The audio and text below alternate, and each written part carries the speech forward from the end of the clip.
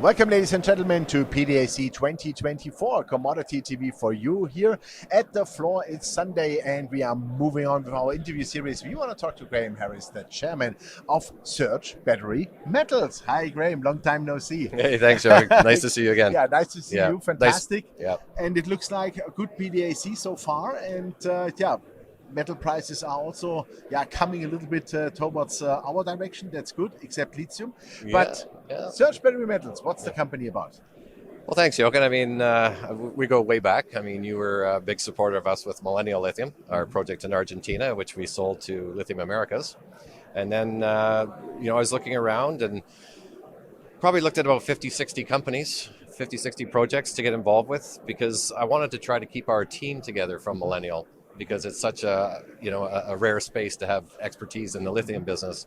And I was lucky enough to find a company in Nevada that had a great project that really interested our technical team. And once we did a deep dive into the project, the more we tried to find something wrong with it, the less we could. And we got really excited, and I joined as chairman of this company last year, and I brought over the team, the lithium team that I had with me at Millennial, and we're quite excited. Super, fantastic. So, battery metals, what battery metals we are talking about? We are talking about lithium. Lithium, that's what you know. That's what we know. That's exactly what we know. Super. And I see already here Tesla Gigafactory, so that means you are in Nevada. That's fantastic. That's a super place to be. Can you give us a bit more insight into the project? What does it look like? What have you done so far? Okay, Jochen, in the last year, we've been developing the project. It's actually a claystone project. I mean, my previous project was a brine project. This is a claystone project. I think the best analogy to this project would be Lithium America's Thacker Pass. There's a couple projects that stand out in America as being super high grade. This is one of them. And we just announced our maiden resource last week, which shows that this is the highest, best in-class clay deposit in the United States of America. And like you say, being in Nevada, the number one mining jurisdiction in America, great jurisdiction. Absolutely. What does the resource look like? We just announced 4.7 million tons of roughly 3,000 ppm. And just to give you an example, most clay projects are around 1,000 ppm. So it's very high grade. And it's important to know, too, that we've only explored a third of the property. So there's a good chance that the resource is going to grow from here.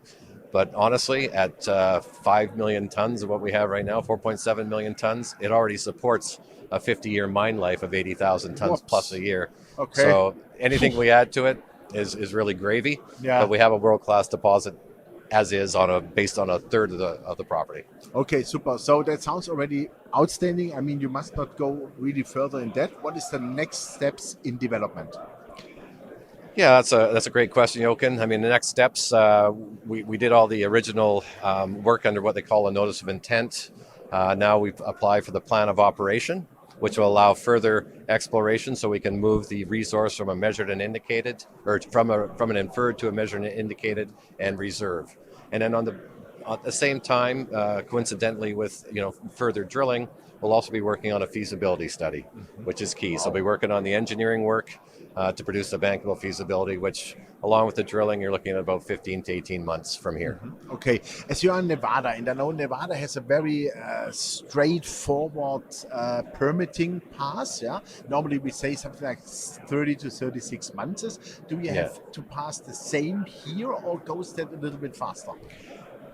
Yeah, like you point out, there is a permitting process in place. So it's just a question of making the application and the time. We've already done the first phase of applications, which was the notice of intent. The next stage is the plan of operation. We've been doing all the work to file for the plan of operation. It's in at the BLM. We're with Bureau of Land Management. We're hoping and expecting this fall we'll get approval for the next stage. Okay, super. And do you want to bring that by yourself in production? Well, as you know from our experience at Millennial, what we do is exactly. That's why I'm asking. we're gonna de-risk it to the point where we take it to bankable feasibility. We're a public company. If somebody thinks it's a good opportunity for them, a bigger company, we have shareholders who can vote on whatever the proposal will be at the time. But we always plan to take it right through to production.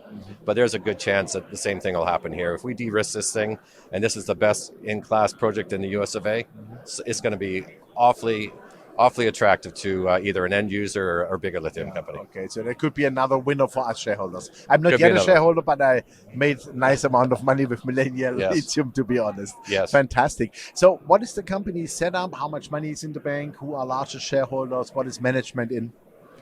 Yeah, we have a great shareholder base. American Lithium is actually a 10% shareholder Okay. in our company. I think your readers might know American Lithium, and we have a very good institutional following as well. Management owns probably 10% of the issued and outstanding, and yeah, that's what I can tell you. Okay, super. Yeah. So that sounds like a game plan. Then I Yes. would say it's like, normally I say Britney Spears, oops, I do it again. So please do it again. That would be great. Yes, because the world needs definitely more lithium, Yes. that's for sure, despite the prices so, killed by whoever who was that. But but it's bouncing. You know, exactly. we just had a nice little upturn in the last Yeah. last week or so, and I think the bottom's in. I think Yeah. everybody can understand how the lithium market works. I've been there before. 2016, I started Millennial. I've seen this cycle before. We're just in it again. It'll lift off unless everybody stops driving EVs, which I don't think is going to happen. No, I don't think too. No, then and America needs lithium. America needs a domestic source of lithium, Definitely. and that's what's key here. Yeah. Okay, Yeah. so we have a very small producer in Albemarle at Silver Peak, 5,000 tons. America needs 600,000 tons. There's room for Surge. There's room for Lithium Americas. Yeah. We need 10 of these projects domestically in America. Definitely. Absolutely. Super. Wish you well. Thank you very much for the insight. And I really have to do some due diligence. Okay. Thanks for dropping by. I Thank you really very appreciate much. it. Great. Thank you. Yeah, ladies and gentlemen, that was Graham Harris, the chairman of Surge Battery Metals. And must say, it looks like they want to repeat the success of Millennial Lithium. As you remember, they sold it at a really favorable price, but maybe this time they bring it into production because America needs a lot of more lithium. And as Graham said, there is room for everybody really to produce. And I would suggest you check out the company. This is a super management, a super team behind. They did Millennial Lithium, other stuff before. That's a great group. You're in good hands. Thanks for watching us, and bye-bye from PDAC 2024 in Toronto.